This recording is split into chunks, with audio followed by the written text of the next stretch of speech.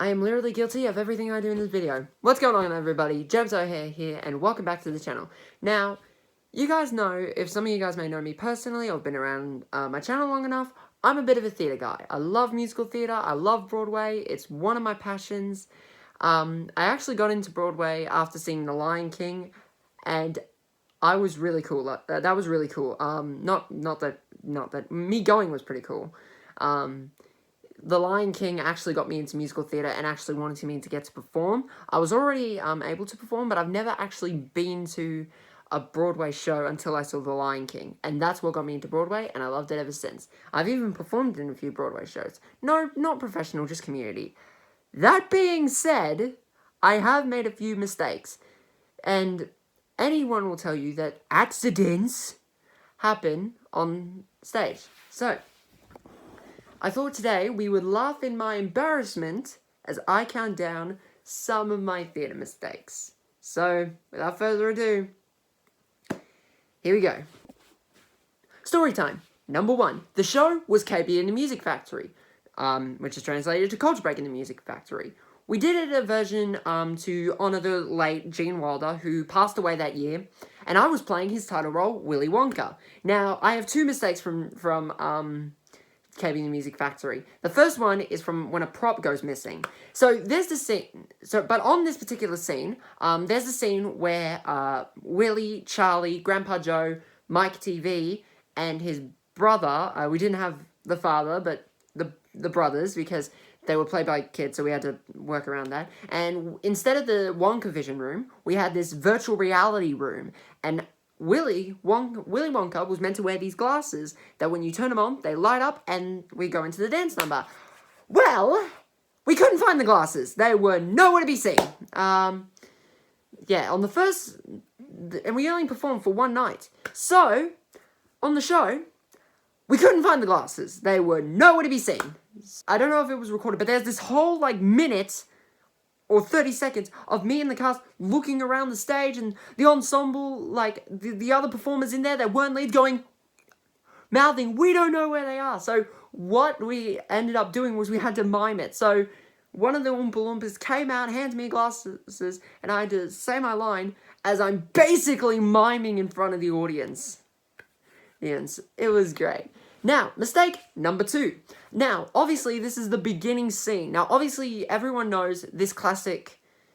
Now, you guys are going to get mad at me. Any Willy Wonka fans out there, Willy Wonka and the Chocolate Factory fans would know this particular scene. You're going to get mad at me. But before you do, put this into context. I performed this show in 2016 just as I came out of hospital. I got my ostomy bag in August of 2016, and I stayed in there for a month until... the show, which was in December because it was an end-of-year show. So that's a total of 3 months after getting out of hospital. You do not recover from a terminal illness and major surgery in 3 months. Well, not fully, but, well, obviously you do. That's why they let you out and other stuff. But you do not go back to normal after 3 months. And, not to mention, I had a giant bag of shit attached to my stomach. Literally. What? You couldn't use the toilet. Anyway, so, I couldn't forward roll because obviously I was afraid of puncturing the bag or the bag coming off me. So, I had to awkwardly forward roll. I had to awkwardly roll on my side. And what I first did was I dropped the cane, waited a second, and then commenced the roll when I was supposed to drop the cane as I'm rolling, as I'm falling. And my foot got stuck on the, because I was on the side, I couldn't get up like Gene Wilder could, so my foot was stuck in the carpet, and I had to, swivel my arm, get up on knees, and then I went, ha! And everyone still applauded, but, oh, that was so freaking stupid.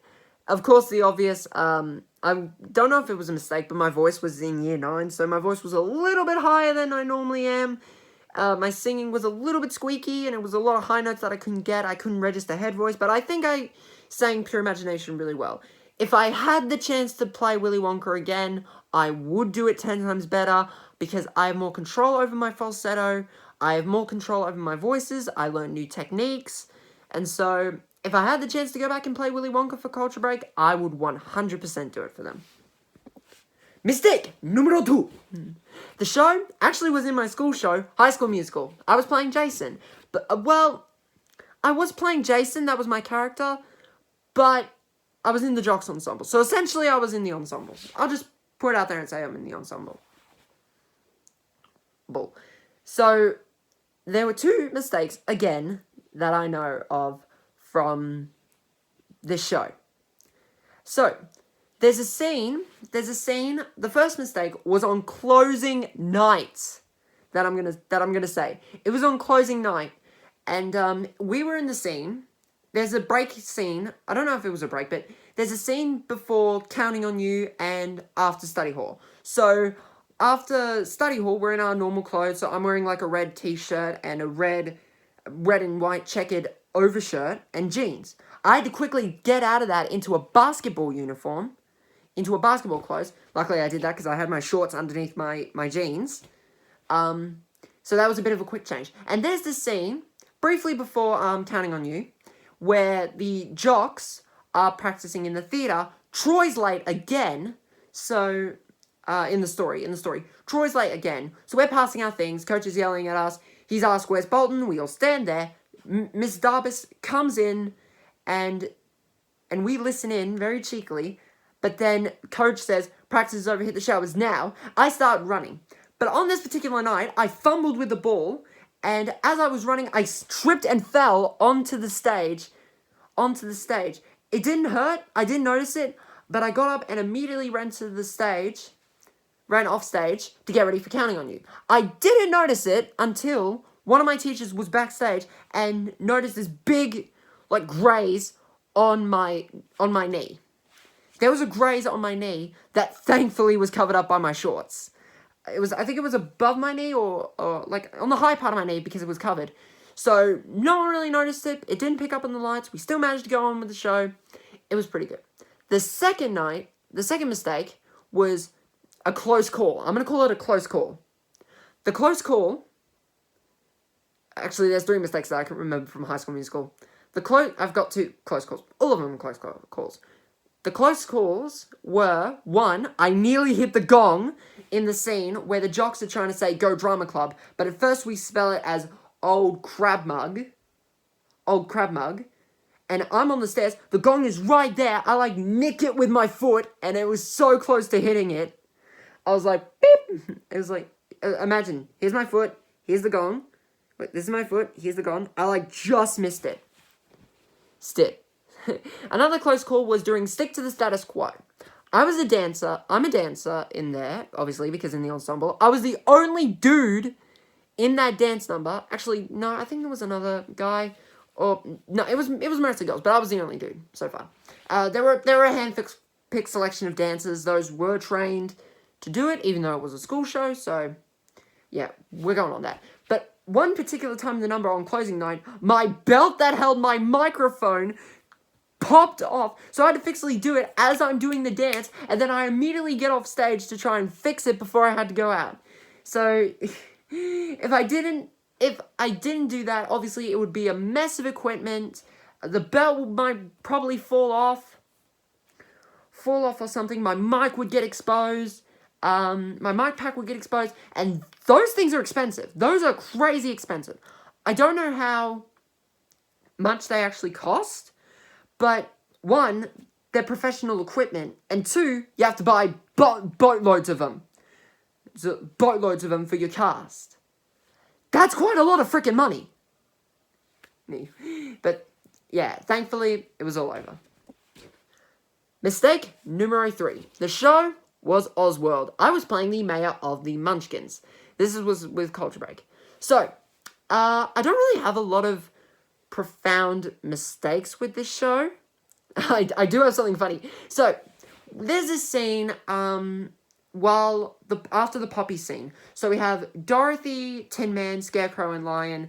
They read, because it's Culture Break, we had to, instead of poison, it's poisonous thoughts. So, all the negative affirmations and stuff, they're not good enough. You read them, and then bleh. So, the Munchkin Mayor and Toto have to go out to find their sister and bring them together. This was not filmed, but I remember it in my head. So, I was playing the mayor, and we had this kid. this kid, I won't say his name, who was playing Toto. Now, he and I are both singers, so we sang this song, but instead of, like a normal musical number, we sang Titanium, because this is where I was talking about my story with Culture Break. They made the character autistic, found Culture Break, because it was me. I don't know why they did that, and to this day, I still don't know why they told me to do that. I don't know why I couldn't just create my own character, but it's Culture Break, and I'm a prat. I'm happy for him, and I think it works really well, you know? It wasn't me putting on a voice, like, I didn't go like Jim Carrey or anything, or William Shatner. It was just me, so I didn't put on a silly voice, well, except that I did say, but I'm scared, in like the ooh voice, but that was about it. After that, it was pretty much me, just covered in purple. So we were singing Titanium, and this kid forgot one of the lyrics. There was a full line of silence, with him not saying anything. Mate, come on, man. You're better than that. So, I couldn't laugh, obviously, because it's a really serious scene. So I was like, I just kept going. Another mistake that I kind of did, and that was on me, was the amount of times my bloody voice cracked. I can catch myself voice cracking when I'm talking, like when I'm announcing things. Like I said, instead of the Lollipop Guild, we had the Guild of the Gregarious Gyrating Go-Getters, and I said, on behalf! On behalf! And I was like, no! And like, my voice was cracking all over the place. It was so freaking embarrassing. I think I blew out the mic. No, I didn't blow out the mic. At least I hope I didn't. I couldn't see the crowd. But also another mistake was a lyric mistake where I accidentally said there instead of here. I've never heard The Greatest Showman at that time, because I heard all about it saying, oh, The Greatest Showman, blah, blah, this and blah, that, and I'm like, what are you talking about? Until I re-listened to the lyrics, and it said here instead, but when I stop and see you here, I sang when I stop and see you there. And I was just like, it wasn't too bad, but looking back, I was like, I wish I learned the lyrics a lot more. That's all I knew, so, yeah. So, those were my stage mistakes, that I had. So, yeah, those are my stage mistakes that, I can think of off the top of my head. Look, anyone will tell you in a live performance or live theatre, accidents happen. You know, sometimes they start the song in the wrong key, sometimes, audience members distract them, especially at a concert, they forget their words, and, you know, some accidents do happen. But the important thing is to go forward with that. Don't dwell on it, don't go, oops, or, just keep bloody going. Just keep going. Make it look like it never happened, okay? You didn't see anything. Nobody's perfect. Actors are human. They make mistakes. Sometimes someone says someone else's line. It's a common thing. But anyway, guys, I hope you guys enjoyed this video. If you did, leave a like and subscribe and turn on channel post notifications so you can see more videos. Update on the behind the scenes of the Games Corp video. I am working on it. So, the problem with Apple phones that I've noticed is that they film things in MOV. Now, my computer does not accept MOV. It accepts MP4. But luckily I found an app that converts MOV to MP4. So, I can start filming the editing of that video as soon as I can, but it's going to take a bit of time. If you guys want to understand why it's taking a lot of time, basically look at my update video where I soft-spokenly talk about give a channel update. But anyway, guys, I'll see you in the next video. Peace.